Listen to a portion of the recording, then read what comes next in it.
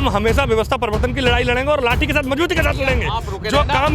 जो काम करेगा किसान बिरादरी के लिए काम करेगा उसके हम साथ खड़े रहेंगे, उसका सहयोग करेंगे, समर्थन करेंगे।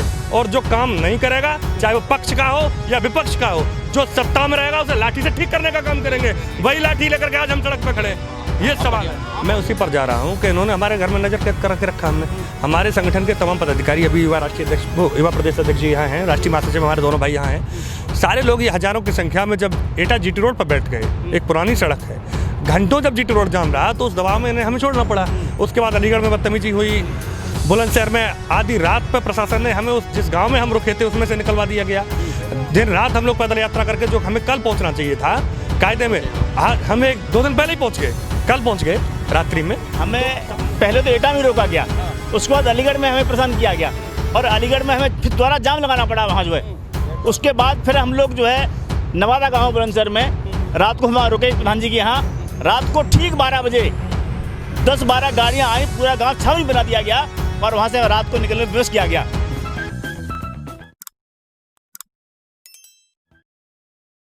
नमस्कार, मैं तेजिंदर और आप देख रहे हैं नेशन टाइम।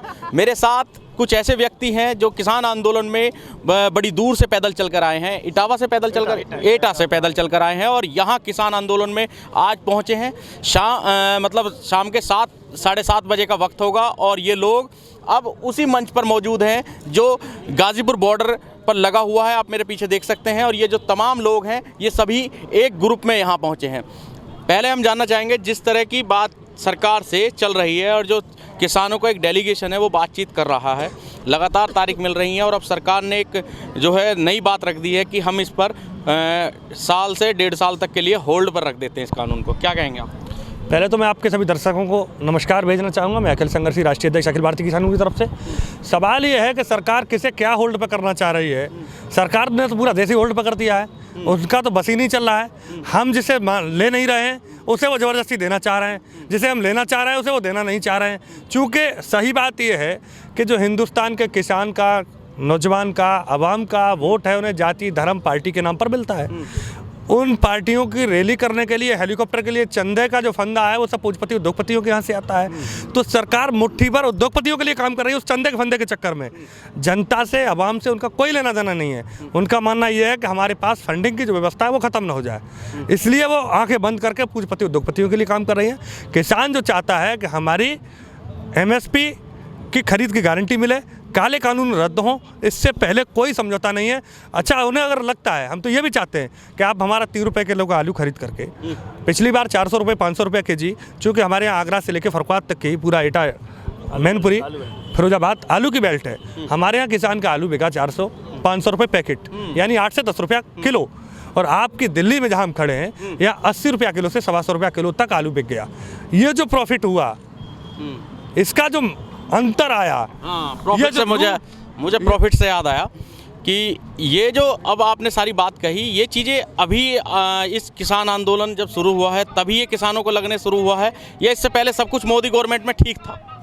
ऐसा नहीं है। मोदी जी खुद ये बात कह के आए थे जब 6 साल पहले जब ये चुनाव पहली बार जीते, उस समय उन्होंने कहा था कि हम स्वामीनाथन रिपोर्ट्स में C2+50 देंगे।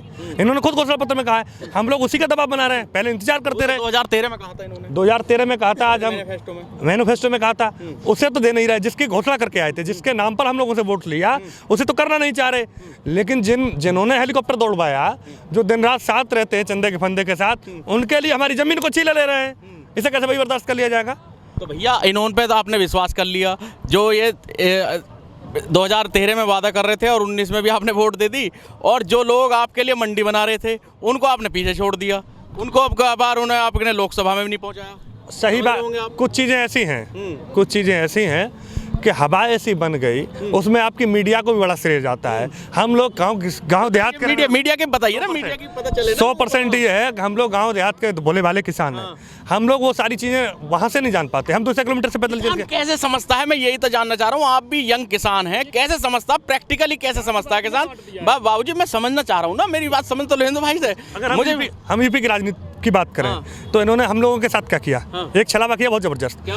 अगर हम 17 के चुनाव की बात कर लें, वहाँ अखिलेश और मायावती का गठबंधन हो गया। दोनों एसी के नेता घर से बाहर निकलते नहीं। कांसीराम ने कभी सड़क पे पार्टी चलाई? भाई वो निकले ना निकले, लेकिन करा था सही ना। अखिलेश यादव ने मंडियां बनाई पूरी एक्सप्रेसवे के बराबर में, किसका फायदा था उनसे? मैं उसी पर जा रहा हूँ।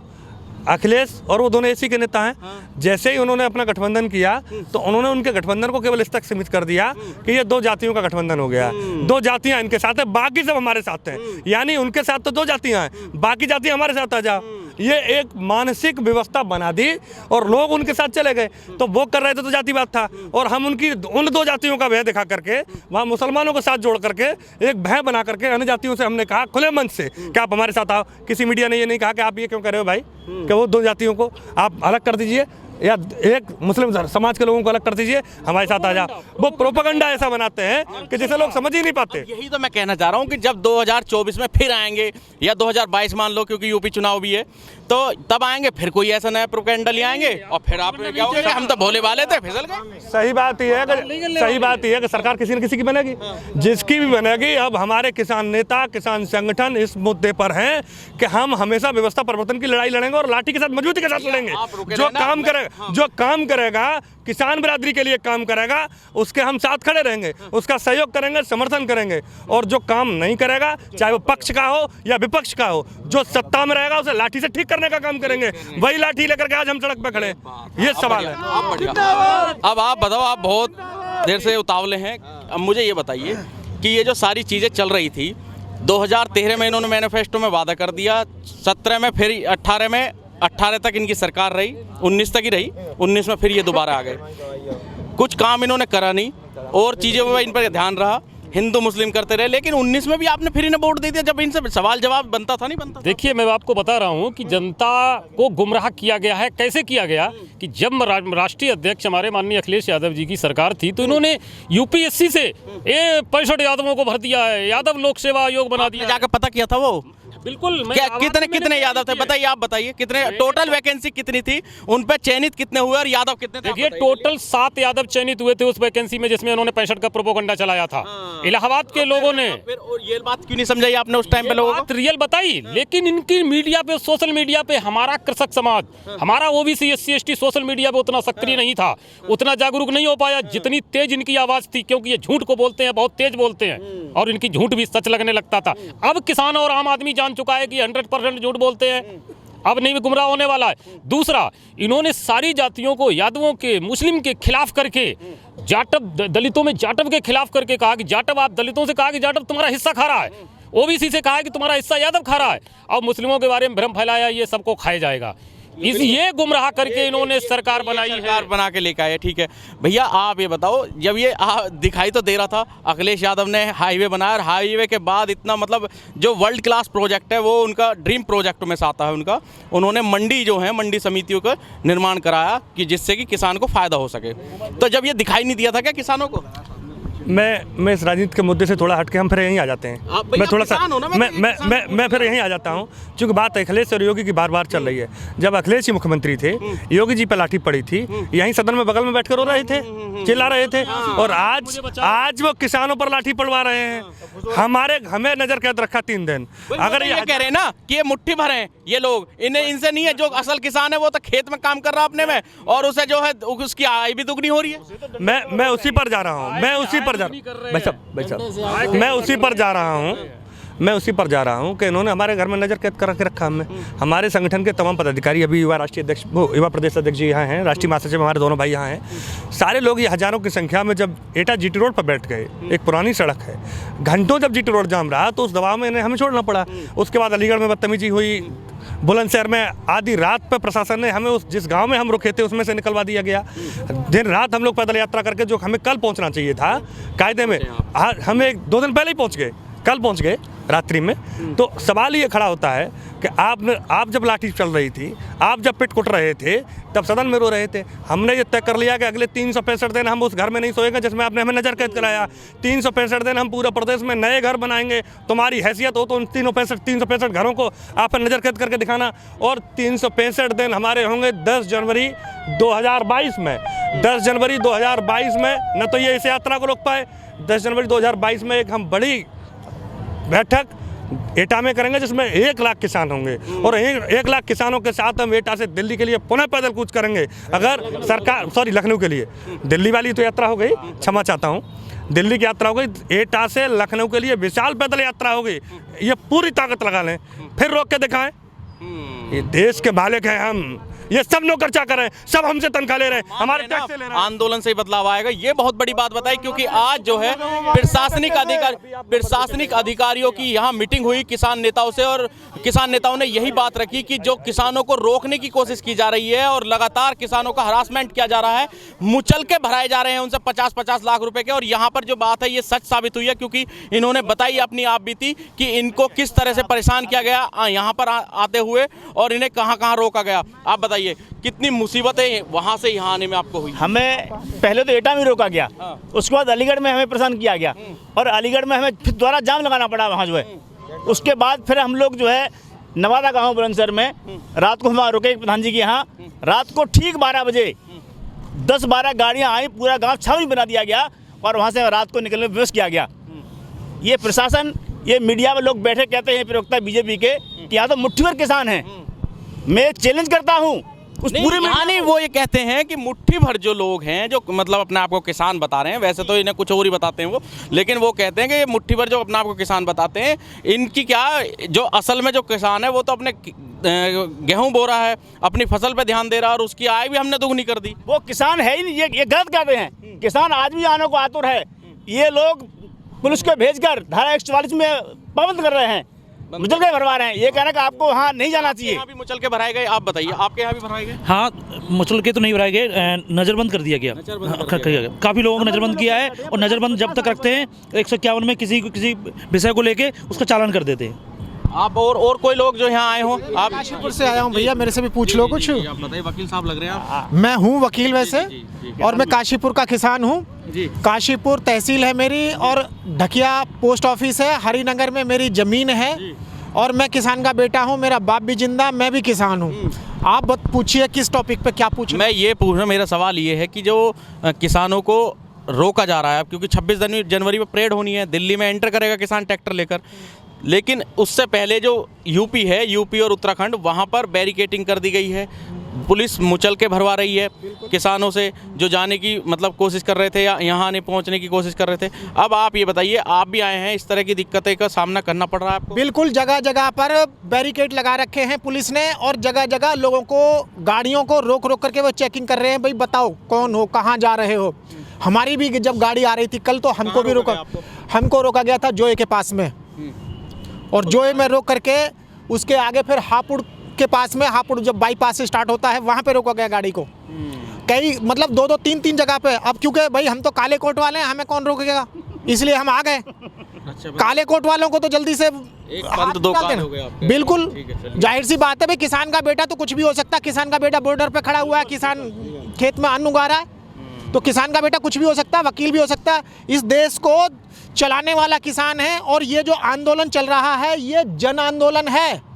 जो व्यक्ति भारत के अंदर रहता है वो भारतीय किसान के द्वारा पैदा किया हुआ अन्न खाता है, भारत की कृषि में पैदा हुई कपास के कपड़े पहनता है, मतलब भारत के खेतों में पैदा हुए मसाले खाता है, दाल खाता है, तेल यूज करता है। मतलब बताइए, अब 26 जनवरी पर क्या प्लान होगा? 26 जनवरी इस बार की 26 जनवरी ऐसी 26 जनवरी होगी जो अब से पहले कभी हुई नहीं। कितने लोग आ रहे हैं आपके पीछे? हमारे पीछे जो है हजारों की संख्या में लोग अभी आ रहे हैं, रास्ते में ही हैं। 2-2, 4-4 हजारों में, लाखों में, मतलब लोग इकट्ठे होकर के चलना शुरू कर दिया है। और ये वाकई में जन आंदोलन है, भारत का जन आंदोलन। जन जन इस आंदोलन से जुड़ चुका है। जो व्यक्ति रोटी खाता है वो इस आंदोलन से जुड़ा हुआ है। और आप क्या कहें, कितने लोग पहुंचने की उम्मीद है यहाँ? सही बात यह है कि जो मोदी जी ने गरीबों की ट्रेन बंद कर दी है, इसे 5 दिन के लिए चला दें तो इन्हें दिल्ली की किसी भी सड़क पर 1 इंच जगह ऐसी नहीं मिलेगी जहां किसान ना हो हिंदुस्तान का। दूसरी बात यह है कि अभी आप पूछ रहे थे कि वो कहते हैं कि कुछ और लोग हैं किसान नहीं हैं। मैं बड़े चैलेंज के साथ कहता हूँ, मैं अखिल संघर्षी राष्ट्रीय अध्यक्ष अखिल भारतीय किसान यूनियन एटा उत्तर प्रदेश का रहने वाला हूँ। मोदी जी ने हमारे खिलाफ इंक्वायरी सेटअप करा दी है, दूसरी एक और करा दें हमारे खिलाफ भी ऑलरेडी इंक्वायरी चल रही है, वो और इंक्वायरियाँ लगा दें और पूरे जीवन में यह पता करा लें कि अखिल संघर्षी ने का कोई व्यापार हो, कोई धंधा हो, कोई नौकरी हो, केवल खेती से जीते हैं हम। कोई कहीं दलाली बट्टे का रट्टा हो, पूरे जीवन में, आज का छोड़िए आप, 17 साल से हम किसान नेता हैं, किसानों के लिए काम कर रहे हैं। कोई 10 पैसे का ये मिल जाए पूरे एटा ज़िले में, पूरे उत्तर प्रदेश में, पूरे हिंदुस्तान में, कि अखिल संघर्षी ने किसी को 10 पैसे की दलाली दिलवाई हो या किसी से 10 पैसे की दलाली ली हो, तो हम आजीवन मुँह नहीं दिखाएंगे। ये बदमाश लोग हैं, इन्हें क्या पता किसान की पीड़ा। आज भी चले जाओ हमारे गाँव में, लोग बताएंगे कि ये आंदोलन में जिस दिन यात्रा निकाली उससे 3 दिन पहले ही पानी लगा के गए बम्बा में से। हम खुद बताएंगे ना, बम्बा में से पानी लगा के गए हैं। इन्हें क्या पता है? अब मुंह पे हम गोबर लपटाए घूमे तब पता लगेगा हम किसान हैं। क्या चाहते हैं ये हमसे? किसान बताओ ना कि हम किसान है नहीं है। कोई भी किसान, कोई भी छोटे से छोटा किसान 1 एकड़ ज़मीन वाला भी है ना, वो भले ही अपने बेटे की शादी में जाए, जिसे निम्न स्तर का आदमी माना जाता है, कम से कम गरीब से गरीब माना जाता है, वो भी अपने बेटा की शादी में जाता है तो बैंड बाजे की सबकी व्यवस्था करता है वो कहीं ना कहीं से। आपने तो कुछ छोड़ा ही नहीं है। किसान हमने इस हालत में ला दिया, फिर भी ये यहाँ पहुँच रहा था। कैसे पहुँच रहा? घर में हमने तो इस लायक छोड़ा ही नहीं। घर में भले ही वो रहे, उसका एक अंडरवियर फटा क्यों ना हो, लेकिन ससुराल जाता है तो कहीं ना कहीं से कपड़ों का इंतजाम करता है ना। तो ये उल्लू के पट्टे का ये चाहते हैं कि यहाँ भी फटा अंडरवियर पहन के दिखाई दे दिल्ली की सड़कों पे? क्या ये संसार को ये दिखाना चाहते हैं? जो नालायक लोग हैं, इन्हें ये तमीज नहीं है। इन आदरणीय वकील साहब, आप कह रहे हैं भाषा हमारी इसलिए ख़राब हो रही है कि ये हमें खालिस्तानी कहते हैं, हमें पाकिस्तानी कहते हैं, ये हमें देशद्रोही कहते हैं। इनके लिए भाषा हम कैसे लाएंगे? इनकी भाषा को इस तरह है, हमारी भाषा कहाँ से आएगी? चलिए, ये तो अपने आप को जाने क्या क्या बताते हैं, उसके बाद में बदतमीजी करते हैं। तो भाषा तो वैसी होगी ना जैसी तुम्हारी है। हो गया है, उसे इलाज कराएं अपने दिमाग का पहले, उसके बाद बात करें। उस भाषा का इंतजाम अभी हरियाणा के लोगों ने खट्टर का खटारा मंच खत्म करके बता दिया कि एक तरफ किसान लड़ रहा है और तुम हिंदुस्तान के अवाम को, अपनी पार्टी के कार्यकर्ताओं को खड़ा करके, अपने चमचों को खड़ा करके कि हम तुम्हें एमएलए का टिकट देंगे, तुम्हें हम जिला पंचायत का टिकट देंगे, हम तुम्हें प्रधानी का सिंबल पर चुनाव। ये तो हमने बात की थी, उन आधारों पर भीड़ बढ़ाओगे। और हमने बात की थी जो यहाँ जनप्रतिनिधि हैं, भाजपा से जीत कर आए हैं, विधायक बने हैं, मंत्री बने हैं, उनसे हमने बात की तो उन्होंने ऑफ कैमरा ये बात कही कि भाई ये जो नाराजगी है ये मोदी और अडानी और अंबानी से है किसानों की, ये हम लोगों से नहीं है। 2022 में जब हम जाएंगे फिर वोट दे देंगे हमसे, हमारे तो घर के आदमी हैं। अब ऐसा लगता है। सही बात ये है कि जो लोग अपने उसमें जी रहे हैं ना, भ्रम में, इनका भ्रम खत्म हो जाएगा। अगर अतिशीघ्र आंदोलन खत्म नहीं हुआ तो ये गांव में घुसने लायक नहीं रहेंगे। ये स्थितियाँ बनेंगी, गांव के लोग ना गांव में घुसने नहीं देंगे। हो सकता है कुछ लोग इनके एमएलए एमपी का इसलिए लिहाज कर रहे हैं क्योंकि वो सत्ता में, वो उत्पीड़न करा रहे हैं लोगों का, लोगों को नजर कैद करा रहे हैं, लोगों के खिलाफ मुकदमा लिखवा रहे हैं, फर्जी जेल भिजवा देंगे, इसलिए लोग डरे सहमे हैं। चुनाव का वक्त आने दो, ऐसे डंडा लेके रह देंगे जैसे डंडा से गिल्ली, जैसे डंडा पे रख के गिल्ली फेंकता है ना। हमारा नेक्स्ट सवाल है, ये ढूंढे दिखाई नहीं देंगे। जाहिर तौर पर इस आंदोलन में आए लोगों का गुस्सा उन जनप्रतिनिधियों से भी है जिन्हें इन्होंने जिताकर उस सदन तक पहुंचाया, चाहे विधानसभा हो या राज्यसभा हो या लोकसभा हो, उन सदनों तक पहुंचाया, लेकिन आज उनकी सुनने के लिए यहाँ कोई नहीं आ रहा है। अब देखने वाली बात ये होगी कि ये आंदोलन 26 जनवरी को कितना बड़ा जन आंदोलन का रूप लेगा। गाजीपुर बॉर्डर से तेजिंदर सिंह, नेशन टाइम।